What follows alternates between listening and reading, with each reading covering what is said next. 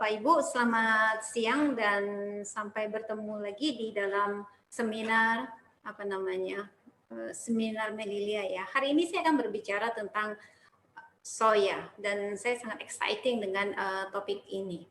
Kenapa saya sangat exciting?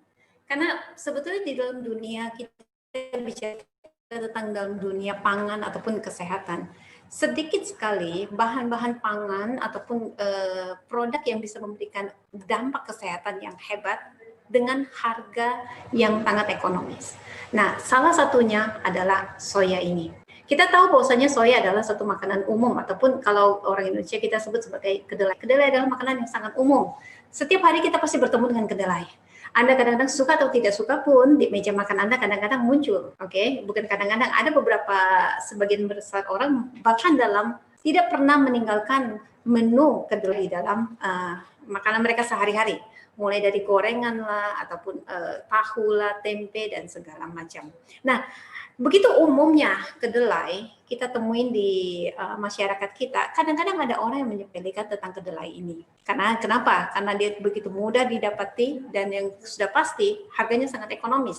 Berpuluh-puluh tahun yang lalu orang malah menganggap bahwasanya kalau setiap hari kita makan kedelai ataupun makan tempe dengan tahu itu sama dengan karena kita miskin ya. Oke. Jadi Bapak dan Ibu, hari ini saya ingin membuka mata Anda bahwasanya jangan menyepelekan kedelai. Walaupun harganya ekonomis dan begitu mudah didapat, tapi kedelai memiliki banyak sekali manfaat bagi kesehatan. Nah, mari kita sama-sama belajar apa saja manfaat kedelai yang bisa Anda dapat dari Anda dikonsumsi setiap hari. Pertama sudah pasti namanya isoflavon. Anda sering mendengar kata isoflavon. Isoflavon adalah satu bahan fitonutrien yang di dalam susu kedelai dan riset sudah membuktikan bahwasanya isoflavon sangat baik untuk membantu Anda mencegah terjadinya kanker bagi para wanita dan juga untuk mengurangi rasa nyeri bagian nyeri di bagian rahim bagi mereka yang memiliki masalah dengan endometriosis. Jadi Bapak dan Ibu, mungkin bagi Anda yang khususnya wanita yang punya masalah dengan rasa nyeri yang begitu hebat ketika Anda mengalami menstruasi, nah kedelai ini isoflavon ini sangat membantu meringankan rasa nyeri tersebut. Kemudian juga kedelai juga mengandung kandungan lecithin dan kita sama-sama tahu lecithin sangat bermanfaat bagi otak. Oke, sehingga meningkatkan daya ingat kita dan bagi anak-anak sendiri dia akan membantu daya ingat memori pada anak-anak sehingga rata-rata ketika kita memberikan susu kedelai kepada anak ataupun kita memberikan banyak kedelai kepada anak maka memori meningkat, otomatis mereka akan menjadi lebih pintar secara akademisnya. Kemudian kedelai juga kaya dengan omega 3, 6, dan 9, khususnya omega 3 dan kita sama-sama tahu bahwasanya omega 3 ini sangat baik untuk pembuluh darah. Selain itu, kedelai juga sangat kaya dengan kandungan lemak tak jenuh. Setiap hari kalau kita makan gorengan, kita berhadapan dengan lemak jenuh. Tapi kedelai dia mengandung lemak tak jenuh seperti di alpukat dan juga minyak zaitun. Nah, apa manfaat dari lemak tak jenuh ini? Kalau kita konsumsi dengan cukup, dia akan meningkatkan kandungan HDL. HDL adalah kolesterol yang baik. Kita sama-sama tahu bahwasanya kalau Anda memiliki kandungan HDL yang rendah setiap waktunya, maka kemungkinan besar akan terjadi kelamaan akan terjadi penyumbatan pada pembuluh darah.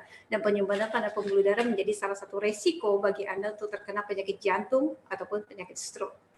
Nah, kedelai juga sangat kaya dengan fitosterol. Dan fitosterol memiliki dampak yang sangat baik bagi kolesterol darah Anda, yaitu dengan cara menurunkan kadar kolesterol jahat ataupun LDL. Selain itu, kedelai juga sangat kaya dengan vitamin B, vitamin B1, 2, 3, B6, vitamin K, serat, dan asam folat. Juga ada banyak mineral seperti kalsium, zat besi, magnesium, kopar, fosfor, dan zinc. Oke, jadi Bapak dan Ibu, dahulu banyak orang tidak paham tentang manfaat-manfaat ataupun kandungan nutrisi di dalam kedelai ini. Oke, tapi kita orang Asia sudah mengkonsumsi kedelai sejak ribuan tahun yang lalu. Di dunia barat sendiri, kedelai makin hari makin ternama. Apalagi semenjak tahun 1999, ketika FDA menyetujui klaim bahwasanya konsumsi kedelai yang cukup, seseorang bisa mengurangi penyakit jantung koroner, maka Anda bisa bayangkan industri kedelai mengalami percepatan yang luar biasa. Dan saya tidak berkatakan bahwasanya saat ini di dunia barat Anda memproduksi kedelai bukan lagi menjadi satu bisnis yang kecil, tapi menjadi satu bisnis yang sudah cakupannya mencapai sampai triliunan rupiah. Nah, Bapak dan Ibu, tapi yang harus Anda ingat, semakin ketika satu komoditi dijadikan sebagai satu komoditi bisnis yang besar, maka disitulah terjadi perubahan dari sifat komoditi itu sendiri. Seperti contoh, walaupun kedelai yang saya tadi sebutkan itu memiliki banyak sekali manfaat yang baik bagi kesehatan kita, tapi tidak semua kedelai itu aman dikonsumsi. Kenapa? Pertama adalah GMO, adanya GMO. Seperti yang kita tahu bahwasanya kedelai asalnya dari Cina. Sudah 5.000 tahun Cina membudidayakan kedelai sejak 5.000 tahun yang lalu. Dan kedelai baru betul-betul masuk ke negara-negara barat di abad 18 sampai abad 19. Dan semenjak kedelai, manfaat kedelai mulai dilirik oleh karena harganya yang murah dan juga dengan manfaat kesehatannya, banyak petani-petani besar, petani kaya yang di negara-negara barat mulai membudidayakan ini. Tapi sayangnya bahwasanya kontur tanah tidak memungkinkan bagi mereka memproduksi kedelai secara besar-besaran. Akhirnya dari situlah mulai dibentuk ada namanya merubah sifat benih dari kedelai itu. Dan disinilah disebut sebagai rekayasa genetika, di mana benih yang asli itu dipaksa untuk bisa cocok dengan kontur tanah yang ada di sana. Dan apa yang terjadi Bapak dan Ibu? Amerika Serikat adalah negara pengekspor kedelai terbesar di seluruh dunia. Hampir 80% seluruh asupan kedelai di dunia ini dikuasai oleh Amerika Serikat. Dan Anda mau tahu bahwasanya 95% kedelai yang diproduksi dari Amerika Serikat menggunakan rekayasa genetika. Dan hampir di seluruh dunia yang lain 82% itu adalah menggunakan rekayasa genetika. Nah, kemudian yang kedua, selain itu di dunia ini hampir semua dari 95% kedelai yang diproduksi oleh ataupun yang ditanam dibudidayakan oleh para petani tersebut tidak menggunakan pola organik. Jadi kedelai biasa tanpa organik. Dan semua kedelai yang ada di sana sebagian besar, hampir 90% menggunakan jenis herbisida yang betul-betul sudah masuk ke dalam kategori karsinogenik ataupun bisa menyebabkan penyakit kanker, yaitu herbisida glyphosate. Nah, kemudian ada lagi banyak orang karena menginginkan kedelai diproses menjadi makanan yang lebih enak dan lebih mudah, akhirnya dikenallah satu proses kompleks yang disebut sebagai isolated protein. Ketika Anda makan kedelai itu masih sehat, tapi ketika sudah diproses menjadi isolated protein, itu berubah, sifatnya sudah berubah, bukan lagi menjadi makanan yang sehat, tapi menjadi makanan yang tidak sehat. Dan mungkin Anda bertanya kepada saya, mungkin Anda dalam hati bertanya, oh kalau itu diproduksi oleh Amerika Serikat, itu berarti saya makan kedelai di Indonesia itu aman-aman saja. Belum tentu. Kenapa belum tentu?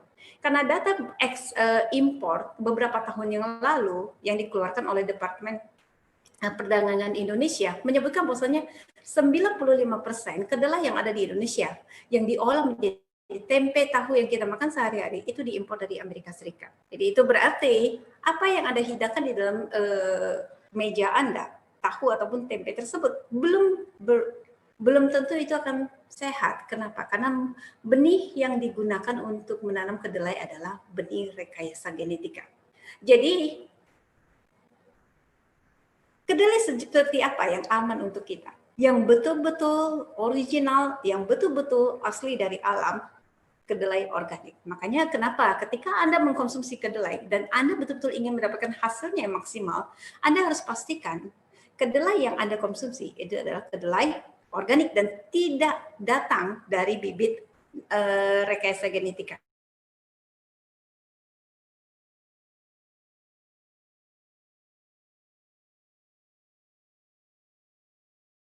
Lilea termasuk satu-satunya perusahaan di seluruh Indonesia yang mendatangkan minuman kedelai yang diproses dari satu daerah yang memproduksi kedelai secara organik. Dan proses organik ini bukan organik buatan, tapi organik alam.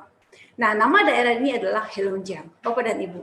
Jika Anda pernah ke China, Anda bisa tahu perbatasan antara Rusia dengan Cina itu ada satu daerah yang sangat besar, daerah pertanian yang sangat subur di seluruh Cina yang menjadi kantong utama komoditas pangan ya, produksi komoditas pangan di seluruh Cina itu namanya Heilongjiang. Dan hampir 90% tanah di Heilongjiang hanya ditanami oleh kedelai. Kenapa begitu? Karena Heilongjiang memiliki satu kontur tanah yang memang secara alam itu sangat cocok dengan kedelai. Tanahnya yang hitam dan gembur sehingga tidak dibutuhkan pupuk apapun untuk membuat kedelai bisa tumbuh dengan subur di sana. Bahkan oleh karena area tersebut begitu alaminya, pemerintah Cina mengeluarkan sebuah peraturan bahwasanya siapa saja petani yang berani menggunakan pestisida selama produksi apapun membudidayakan tanaman di sana termasuk kedelai, maka petani tersebut akan didenda ataupun dipenjara. Jadi Bapak dan Ibu, kedelai yang diproduksi oleh di Heilongjiang adalah kedelai yang sangat murni dari alam dan sangat organik. Jadi Bapak dan Ibu, yang menjadi masalah adalah kenapa jarang didapati kedelai-kedelai datang dari Heilongjiang itu di pasaran kita sehari-hari. Karena satu, komoditas tersebut sangat terbatas. Tidak semua orang bisa mendapatkan hasil panen dari Heilongjiang ini. Nah, yang hebatnya adalah Melilia khusus mengimpor seluruh kedelai ini datang dari Heilongjiang. Jadi Bapak dan Ibu, ada 4 keunggulan susu kedelai Melilia di sini. Satu adalah bahan. Karena semua bahan bakunya itu datang dari Heilongjiang, bahkan packing seluruhnya itu betul-betul bulat-bulat datang dari Heilongjiang. Kedua, proses. Kedelai Melilia tidak lagi menggunakan proses home industry, tapi menggunakan factory ataupun pabrik yang betul-betul memiliki standar GMP, sertifikat GMP, dengan peralatan yang betul-betul dijaga dengan baik.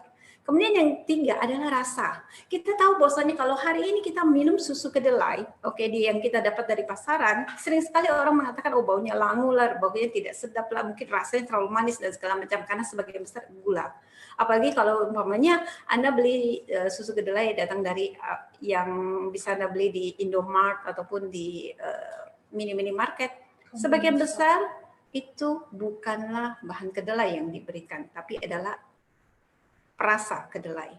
Sedangkan Melilia menggunakan bahan kacang kedelai murni dan memiliki rasa yang gurih, yang betul-betul nikmat.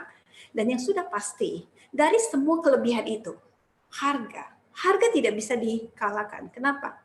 Kalau saya berbicara tentang organik, semua orang di dunia tahu bahwasanya harga organik dengan yang tidak organik pasti yang tidak organik lebih murah. Tapi Melilia dengan susu kedelainya mematok harga yang super ekonomis dengan standar kualitasnya. Nah, jadi Bapak dan Ibu, kalau kita lihat, itu berarti susu kedelai Melilia adalah satu asupan pangan yang paling baik bagi semua orang, bagi semua keluarga, mulai dari mereka yang anak kecil sampai mereka yang orang tua.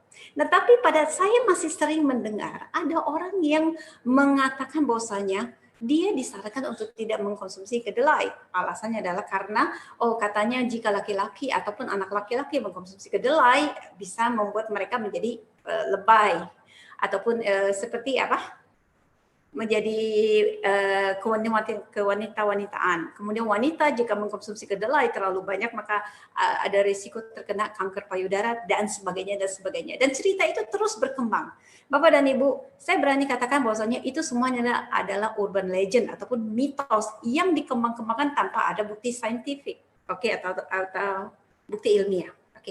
Mari sama-sama kita kupas masalah ini. Pertama, ada mengatakan bahwasanya susu kedelai karena mengandung genestin, maka genestin itu tidak baik untuk para laki-laki.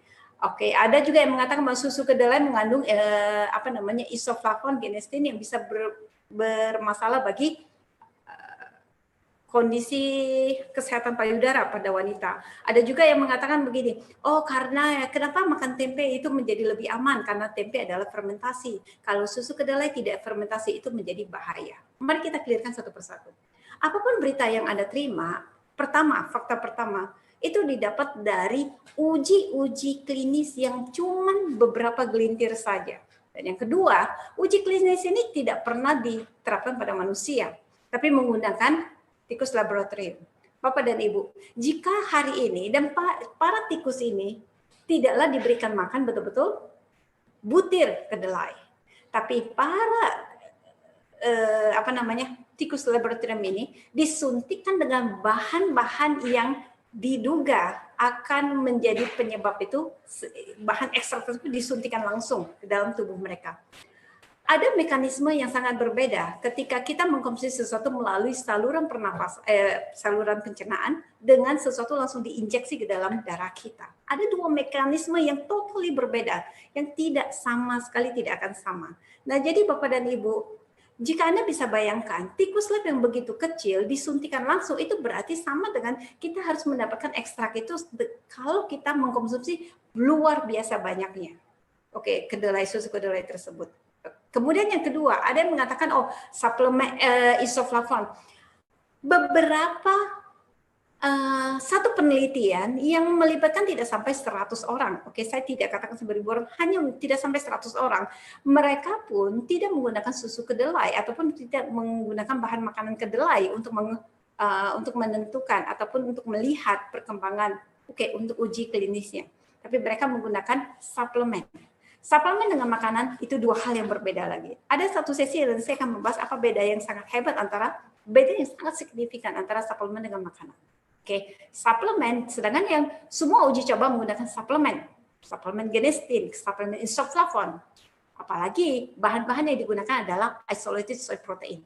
Dan yang ketiga, bahwasanya tidak semua bahan makan kedelai itu diproses sama. Pertama yang sudah pasti yang kita sama-sama kenal, kita kenal dengan tempe. Tempe adalah satu dari sedikit bahan kedelai yang diproses dengan fermentasi. Juga miso. Tempe dikenal dari Indonesia, miso dikenal dari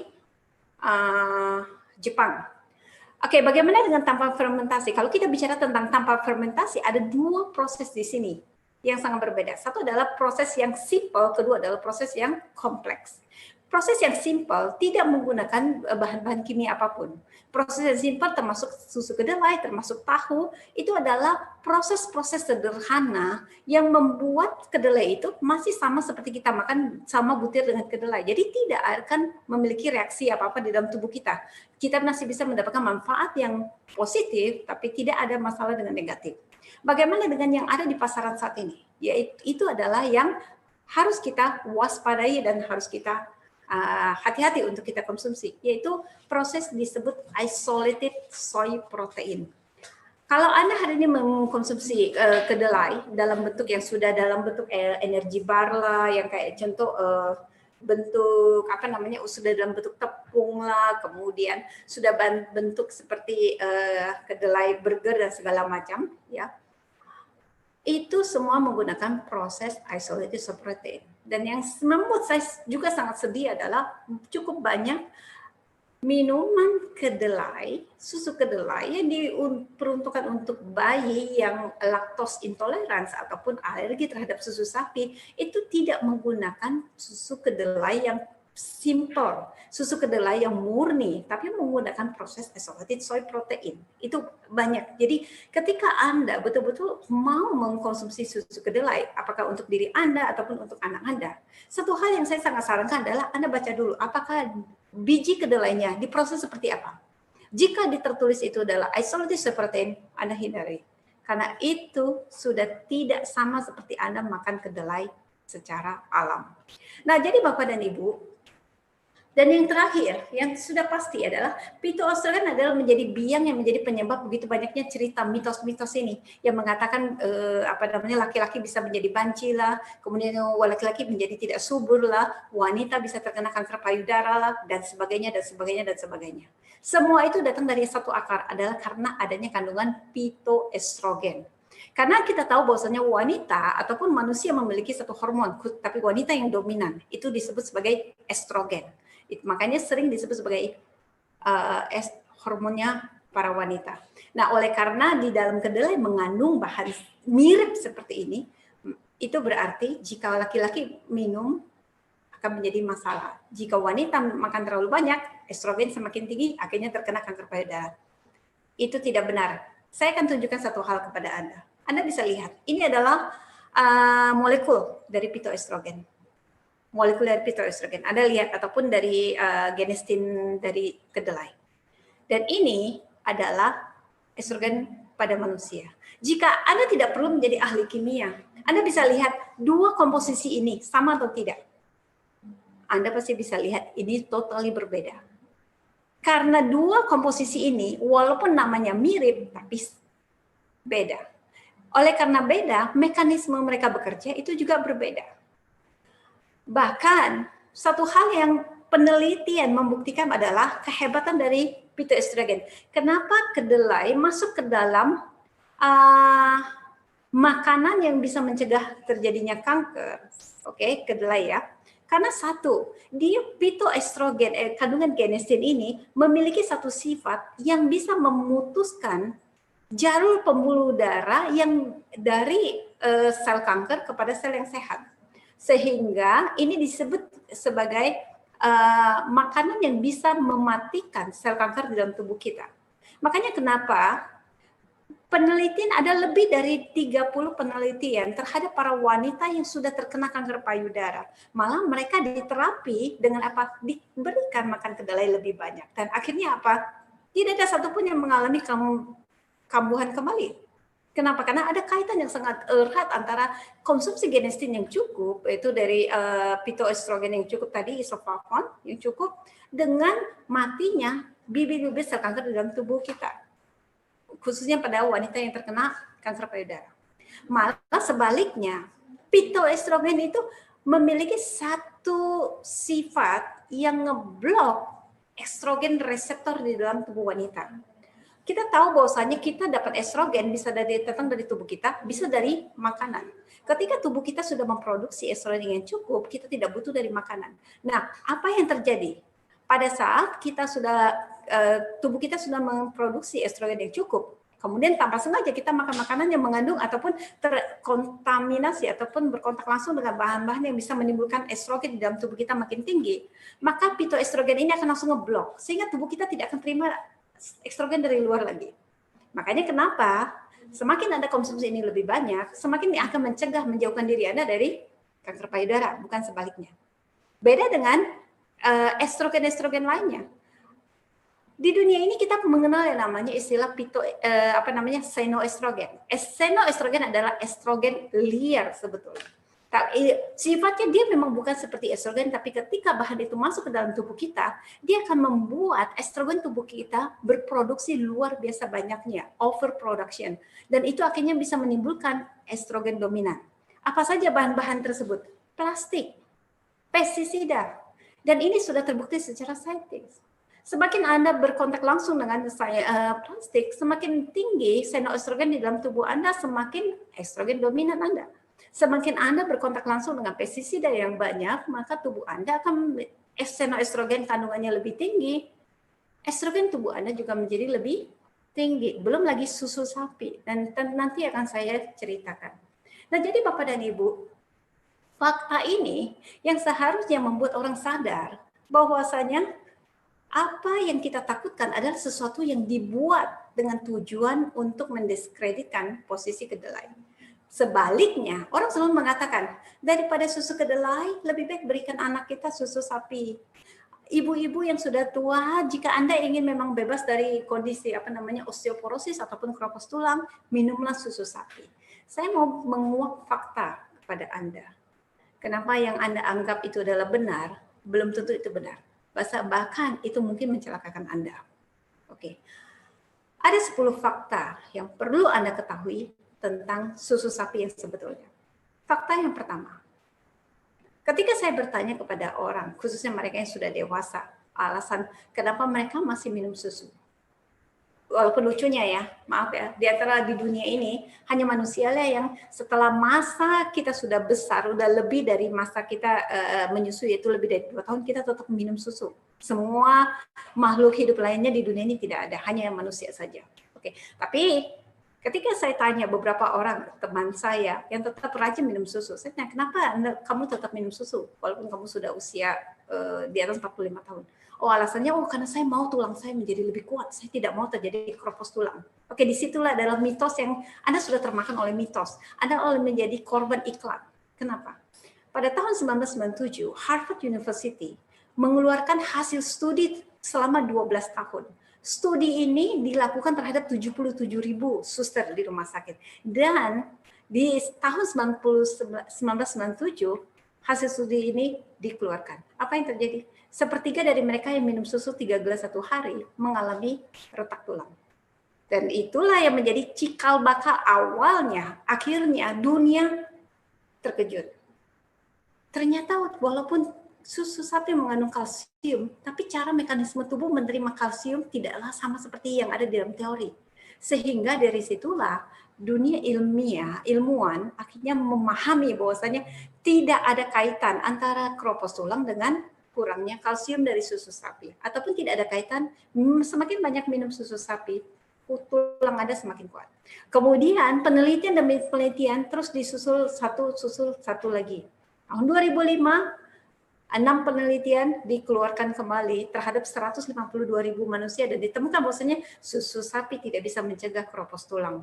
Tahun 2011, dari kumpulan 7 penelitian terhadap 195.000 manusia menemukan bukti yang sangat di atas. Anda bisa lihat tadi, cerita miring tentang susu kedelai itu datang dari 1, 2, ataupun 3 penelitian yang hanya sekedar di laboratorium terhadap tikus lab dan tidak menggunakan makanan tapi menggunakan ekstraksi ataupun injeksi. Sedangkan penelitian yang tadi yang saya berikan kepada Anda bisa lakukan Google sendiri, itu semuanya ada di internet. Itu adalah bukti penelitian terhadap betul-betul manusia dari cara mereka minum kedelai ataupun mengkonsumsi kedelai selama bertahun-tahun. Oke, itu fakta yang pertama. Jadi jika Anda berusia sudah di atas 40 tahun dan Anda ingin membuat tulang Anda sehat, satu hal yang Anda ingat, jangan tertipu lagi. Stop susu sapi jika Anda tidak mau malah menjadi keropos tulang. Oke. Di sesi lain saya akan ceritakan kenapa Anda semakin minum susu sapi semakin banyak, kenapa tulang Anda semakin rapuh. Di sesi lain nanti saya akan jelaskan. Fakta yang kedua, susu sapi malah mungkin meningkatkan resiko terhadap kematian dini. Di tahun 2014, atas penelitian terhadap 61.000 wanita dan 45.000 pria ditemukan, dan penelitian itu selama 20 tahun ya, dengan memantau hampir 100.000 orang ini selama 20 tahun, ditemukan adalah mereka yang mengkonsumsi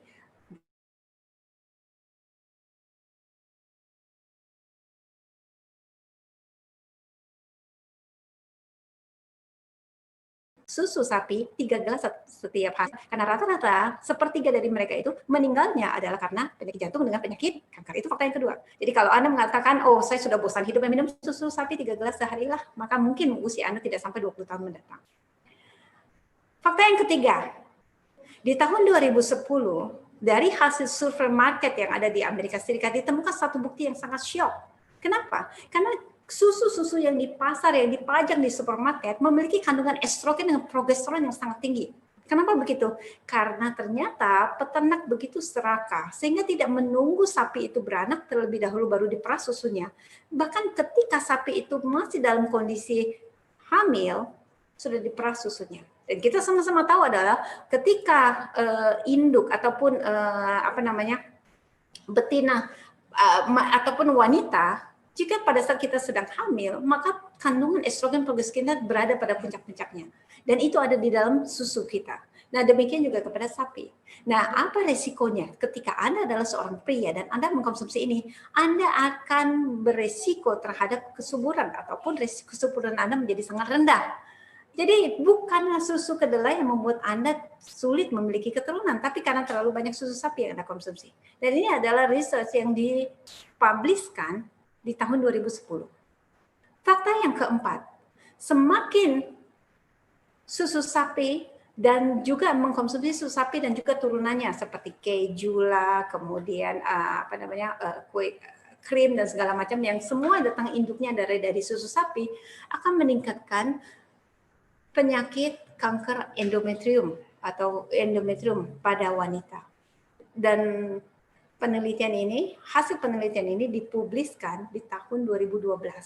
Dan penelitian ini dilakukan selama 26 tahun terhadap 68.000 orang. Dan ditemukan adalah mereka yang konsumsi susu sapi dari sejak kecil, risiko sangat tinggi mengalami penyakit-penyakit di endometrium, termasuk kanker endometrium, termasuk endometriosis. Fakta yang kelima, susu sapi meningkatkan risiko terhadap kanker kolateral. Kanker kolateral adalah kanker yang ada di usus besar dan juga di rektum. Di tahun 2007, dipubliskan penelitian selama 65 tahun terhadap 5.000 anak-anak di Inggris. Dan ditemukan bahwasanya mereka yang minum 3 gelas susu sapi setiap hari memiliki risiko terhadap kanker kolateral ini hingga 3 kali lipat. Dan hasil riset ini membuktikan bahwasanya semakin Anda minum susu sapi lebih banyak, risiko Anda terhadap kanker usus besar ataupun kanker rektum itu akan semakin tinggi. Fakta yang keenam, susu sapi meningkatkan risiko terhadap kanker prostat. World Cancer Research Fund International adalah satu asosiasi kanker, nirlaba yang ada di dunia ini, menilik ulang terhadap lebih dari 100 studi, dan menemukan bahwa ada satu kaitan erat antara kanker prostat dengan susu sapi. Kenapa begitu? Karena ketika Anda minum susu sapi yang sangat tinggi, sebetulnya karena di dalam susu sapi ada satu kandungan namanya kasein, protein kasein. Protein itu meningkatkan kandungan insulin growth factor 1 dan IG ataupun disebut IGF. Semakin tinggi kandungan IGF pada pria, semakin tinggi resiko kita terhadap kanker prostat, khususnya pada pria.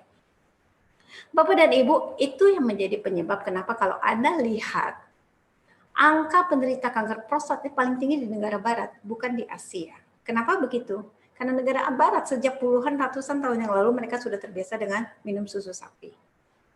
Fakta yang ketujuh, itu dikeluarkan oleh T. Colin Campbell, seorang profesor yang melakukan penelitian selama 20 tahun di Cina. Dan hasil dari intisari penelitiannya, beliau tuangkan dalam satu buku disebut China Study. Jika Anda Anda paham bahasa Inggris, Anda bisa membeli buku ini di Amazon ya. Dan studi ini bukanlah dibuat pribadi, tapi studi ini dibiayai secara besar-besaran oleh salah satu universitas terbesar juga di Amerika, yaitu Stanford University. Nah, Bapak dan Ibu, apa hasil dari penelitian tersebut?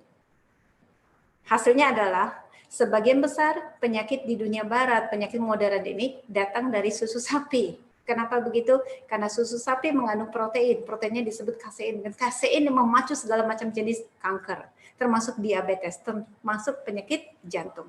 Dan ini adalah, kembali lagi saya ingatkan, penelitian terhadap manusia lebih dari 20 tahun. Fakta yang ke-8. Studi ini dikeluarkan oleh negara Finlandia pada tahun 2010 dan kemudian selalu terjadi. Ketika satu penelitian sudah muncul, maka akan disusul penelitian-penelitian lain.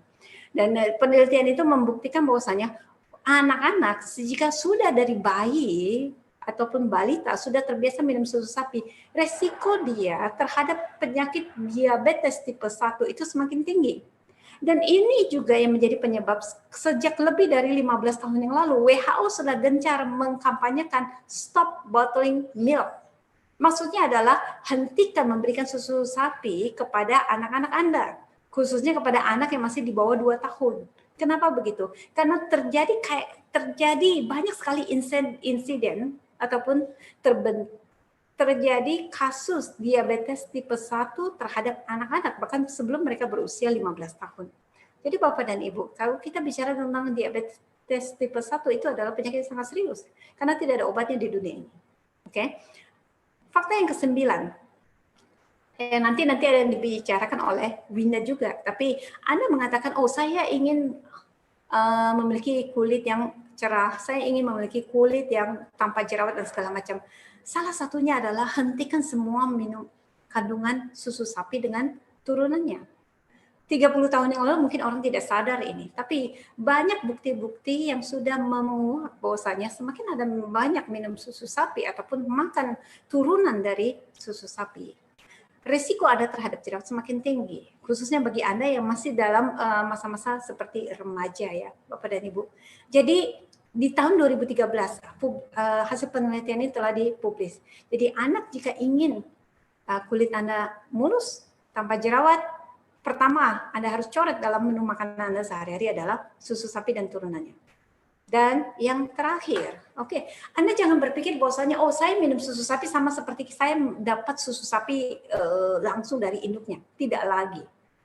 Mungkin ratusan tahun yang lalu, ratusan tahun yang lalu kita mendengar namanya susu segar, yaitu yang langsung diperah, hanya sedikit dipanaskan saja, sterilisasi yang sangat sederhana sudah langsung diantarkan ke rumah Anda masing-masing. Oke, mungkin ratusan tahun yang lalu orang ada betul-betul dari perah langsung diminum, tapi sekarang jangan coba. Kalau tidak Anda akan keracunan dengan bakteri kolera dan bakteri-bakteri yang lainnya. Nah, tapi yang sebagian besar susu sapi yang Anda konsumsi, yang Anda beli di supermarket, itu sudah melalui proses UHT, Ultra High Technology, temperatur ya. Dan UHT ini adalah proses di mana susu sapi tersebut dipanaskan dengan suhu 135 derajat antara 15 sampai 20 menit. Nah, Bapak dan Ibu, apa yang terjadi? Apa yang terjadi ketika susu itu sudah dipanaskan, oke, di atas 100 derajat ini? Komposisi bahan di dalamnya sudah rusak.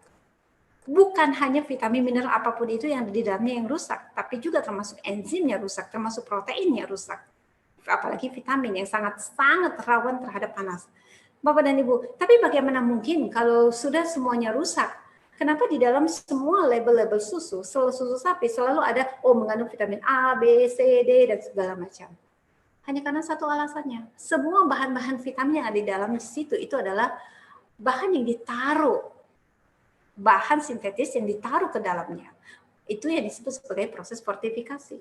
Jadi tidak ada bedanya dengan Anda minum air putih, Anda beli suplemen vitamin A, B, C, D, Anda gerus, kemudian Anda blender, Anda minum, itu kurang lebih sama saja. Ya secara literally ya kurang lebih sama seperti itu. Nah, apa yang terjadi? Apapun yang Anda konsumsi, jika itu tidak datang dari alam, itu tidak akan bekerja sama seperti Anda makan dari alam. Jadi, malah apa akibatnya? Oleh karena proses makanan tersebut sebenarnya sudah rusak, oleh karena proses panas dan sebagainya, itu menimbulkan tubuh Anda, komposisi itu sudah berubah, Anda minum tidak menjadi sehat, tapi malah menjadi masalah. Oke, yang tadi yang termasuk masalah-masalah yang tadi saya sudah sebutkan. Nah, jadi Bapak dan Ibu, Anda mengatakan, oh tapi ya kenapa susu sapi dari ribuan tahun yang lalu orang sudah konsumsi itu, tapi orang-orang itu tetap sehat. Anda harus membuka mata Anda. Kenyataan bahwasanya apa yang terjadi terhadap susu sapi yang Anda minum sekarang itu berbeda dengan susu sapi yang Anda minum 500 tahun yang lalu, 300 tahun yang lalu. Saya tunjukkan Anda satu gambar. Anda mungkin lihat gambar ini. Wow, kalau Anda lihat,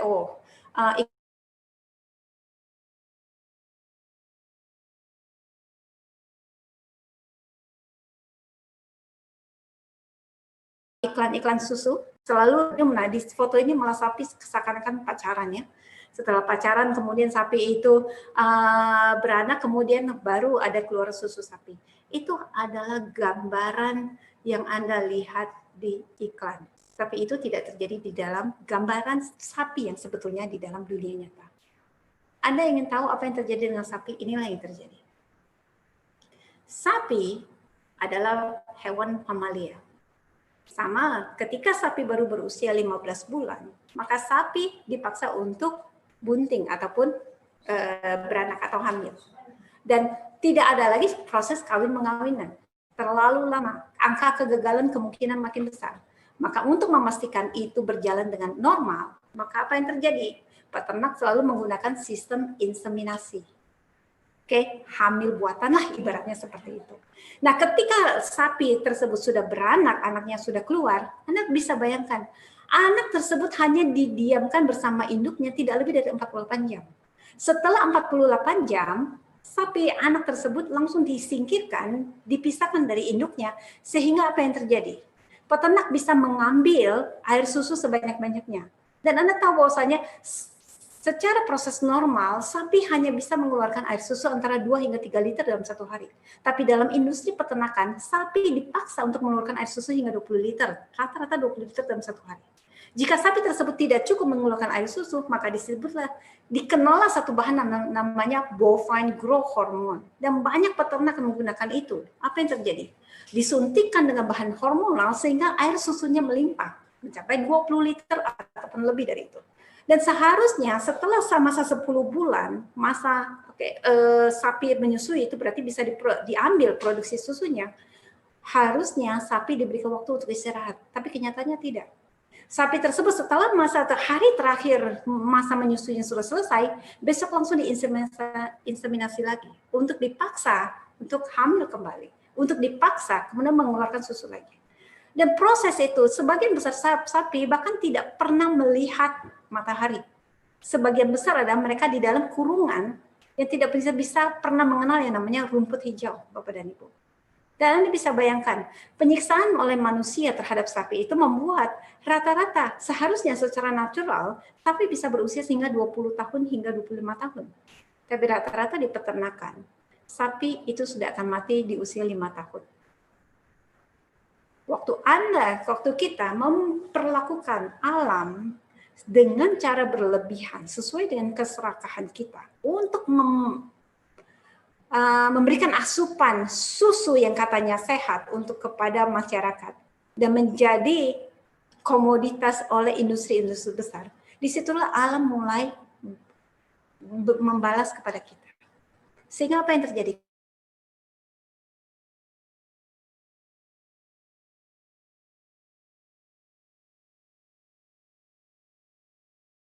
Kualitas sapi, kualitas susu misalnya. Jadi tidak ada, makanya kenapa Anda bisa lihat semakin hari kasus laktos intoleran semakin tinggi. Itu bukan hanya ada di Asia, tapi ada di dunia barat sekalipun. Nah jadi Bapak dan Ibu, dalam situasi sini, jika Anda bandingkan, kalau gitu untuk apa? Apa pengganti susu sapi yang terbaik untuk saya? Sudah pasti susu kedelai. Kenapa begitu? Karena Anda bisa menemukan banyak sekali alasan kenapa susu kedelai jauh lebih baik daripada susu sapi. Satu adalah protein. Kalau kita tahu sama-sama bahwa kedelai tidak mengandung kasein, sedangkan susu sapi mengandung kasein, dan kasein adalah biang keladi dari begitu banyak penyakit kanker dan termasuk penyakit jantung dan termasuk penyakit lainnya. Serat, kita sama-sama tahu bahwa susu sapi tidak ada mengandung serat, sedangkan susu kedelai paling tidak setiap satu gelasnya punya kurang lebih 3 gram. Kurang lebih 1 gram serat. Jadi Anda bisa bayangkan, kenapa anak kecil sekarang, balita sekarang banyak sekali mengalami masalah sulit buang air besar. Karena banyak ibu-ibu masih berpikir, kalau anak tidak doyan makan, nggak masalah, yang penting susunya lancar. Dan Anda bisa bayangkan, setiap anak butuh serat. Tanpa pangan yang betul-betul yang mengandung serat, hanya mengandalkan susu sapi tidak mengandung serat. Dan apa yang terjadi? Semakin mereka diberikan susu sapi banyak, semakin mereka tidak doyan makan, semakin tidak ada serat, terjadilah konstipasi. Dan beberapa waktu yang lalu, dari laporan di beberapa rumah sakit di Jakarta, menyatakan bahwasanya angka penyakit kanker usus besar yang terjadi di Indonesia saat ini, khususnya di Jakarta, jauh meningkat dibandingkan beberapa tahun sebelumnya. Dan yang kedua, usia orang yang mulai terkena kanker usus besar itu bukannya makin tua, tapi makin muda. Di usia 30 tahun, 35 tahun itu adalah hal yang biasa. Kenapa begitu? Karena konstipasi berkepanjangan. Karena dari kecil sudah kita biasakan anak-anak seperti itu. Kemudian yang ketiga adalah vitamin. Kedelai mengandung vitamin, tapi vitaminnya itu betul asli dari alam. Sedangkan susu sapi, vitaminnya, yang kandungan vitaminnya semua melalui proses fortifikasi. Kalsium, kedelai mengandung kalsium. Lemak, kedelai mengandung lemak yang tidak jenuh, sehingga tidak akan meningkatkan kadar kolesterol Anda. Beda dengan susu sapi. Sangat tinggi dengan kandungan lemak jenuh yang bisa meningkatkan kandungan kolesterol, apalagi yang jahat. Kemudian fitonutrisi, susu sapi tidak ada fitonutrisi. Susu kedelai kaya dengan isoflavon, sehingga sangat baik untuk Anda untuk mencegah terjadinya kanker payudara dan juga untuk meredakan proses proses PMS ya, premenopause syndrome, oke? Dan apakah susu kedelai punya bahan berbahaya? Tidak, karena dia datang dari sumber nabati. Apakah susu sapi? Ada, tentu saja ada. Yang tadi saya sebutkan adalah bovine growth hormone, antibiotik, dan segala macam. Satu lagi, di Amerika Serikat dibuat satu survei kurang lebih 5 tahun yang lalu dan ditemukan apa? 85% produksi antibiotik yang diproduksi oleh farmasi bukannya dikonsumsi oleh manusia, tapi 85% itu masuk ke dalam peternakan. Kenapa? Dan ini ditemukan apa? Orang yang mengkonsumsi susu sapi, kemudian ataupun orang yang mengkonsumsi daging sapi, setelah kurang lebih 1-2 jam diperiksa urinnya, masih terdapat kandungan antibiotik di sana, walaupun dia tidak minum obat antibiotik sama sekali. Ini yang membuat kenapa tubuh kita makin hari makin resisten. Semakin ada satu penyakit semakin susah, apalagi yang datang dari virus, bakteri, semakin susah ditangani karena tubuh kita sangat resisten. Karena kita mengkonsumsi ataupun menelan begitu banyak bahan antibiotik tanpa kita sadar kalau kita sudah mengkonsumsi bahan antibiotik ini. Dan sebagian besar datang dari mana? Susu sapi tentunya. Dan juga alergi. Walaupun mungkin ada orang yang alergi terhadap kedelai, tapi sangat minim. Bagaimana dengan alergi susu sapi? Anda tidak bisa bayangkan betapa banyaknya. Saya termasuk salah satu orang yang lactose intolerance. Dan saya menemukan banyak sekali orang-orang di sekitar saya yang juga lactose intolerance. Nah, jadi Bapak dan Ibu, dalam setiap gelas susu Melilea, Anda bisa dapatkan banyak manfaat dan tanpa efek samping. Makanya kenapa susu kedelai ini dapat dengan aman dikonsumsi oleh seisi keluarga. Anak kecil, Anda ingin anak Anda sehat, susu kedelai. Anak yang sudah posisi belajar, Anda ingin anak Anda menjadi lebih cerdas oleh karena kandungan lecithin, susu kedelai jawabannya. Anda orang tua, Anda ingin kondisi tubuh Anda, tulang Anda lebih kuat, susu kedelai jawabannya. Dan yang terakhir, Anda pria ataupun wanita, Anda ingin terhindar dari penyakit jantung. Anda tahu bahwasanya ya tadi saya katakan tahun 1999 FDA telah menyetujui klaim yang mengatakan bahan makan kedelai, protein kedelai bisa menurunkan risiko terhadap penyakit jantung. Dan Anda tahu berapa banyak yang harus Anda konsumsi? Anda cukup konsumsi 25 gram protein kedelai dalam satu hari, itu sudah cukup menghindarkan Anda dari penyakit jantung. Dan Anda tahu, ketika Anda konsumsi susu kedelai Melilea, setiap satu gelasnya dengan kurang lebih 4 scoop kedelai, itu sudah mengandung 11 gram protein kedelai. Jadi Anda cukup minum 3 gelas kedelai dalam satu hari. Pria, wanita, muda, siapa saja. Itu sudah cukup membuat Anda terhindar dari penyakit-penyakit yang bisa memakan biaya, waktu, dan juga menyebabkan banyak penderitaan bagi keluarga Anda. Nah, jadi Bapak dan Ibu, alasan inilah yang membuat kenapa saya sangat exciting ketika saya sharing tentang susu kedelai. Dan saya berharap informasi yang saya berikan pada hari ini itu bermanfaat bagi Anda.